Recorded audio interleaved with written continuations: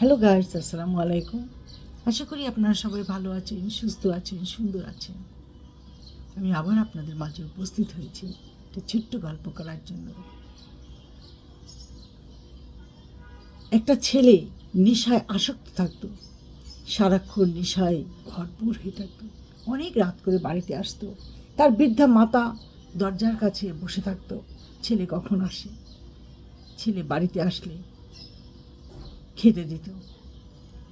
একদিন রাতে ছেলেকে সে ভীষণ বকেছে, কেন এত রাত করে আসে, তার বৃদ্ধ বয়সে তাকে এত কষ্ট দেয়। ছেলে রেগে যে দরজার পিছনে যে কুড়াল ছিল সেই কুঠার দিয়ে তার মাকে আঘাত করে এবং তার মাকে 4 টুকরা করে ফেলে। তাই দেখে তার বাবা আর বোন চিৎকার দিতে দিতে বাগান বাড়ির দিকে ছুটে চলে যায়। সে কুড়াল নিয়ে তাদের পিছেও দৌড়াতে থাকে। এক পর্যায়ে তাদের চিৎকারে লোকজন এসে ছেলেটাকে ধরে ফেলে। তারপর বেঁধে রেখে পুলিশকে খবর দেয়। পুলিশ আসে, এসে ছেলেটাকে ধরে নিয়ে যায়। যখন তার জ্ঞান ফিরে তখন সে মা মা করে চিৎকার দিতে থাকে। পুলিশ বলে, এখন তোমার মাকে পাবে কোথায়? তুমি তো তোমার মাকে মেরেই ফেলেছ।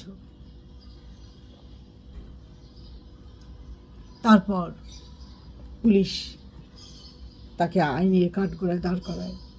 কাঠগড়ায় তার ফাঁসি হয়। ছেলেটাকে ফাঁসি দেয়। কিন্তু তার মায়ের ওই মৃত্যুটা দেখে তার বাবা ওই যে বোবা হয়ে গেল, আর কথা বলে না, কথা বলতে পারে না, বোবা হয়ে গেছে। তাই বলছি, নেশায় আসক্ত হবেন না। নেশায় আসক্ত হয়ে প্রিয়জন মানুষকে হারিয়ে ফেলবেন এবং নিজের হাতেই। তাই বলছি, সাবধান থাকুন, নেশার থেকে দূরে থাকুন এবং প্রিয়জন মানুষদেরকে নিয়ে ভালোবেসে আদর করে তাদেরকে নিয়ে সংসার যাপন করুন। দেখবেন কত সুখে থাকতে পারবেন। আজ এই পর্যন্ত। ভালো থাকেন, সুস্থ থাকেন। আল্লাহ হাফেজ।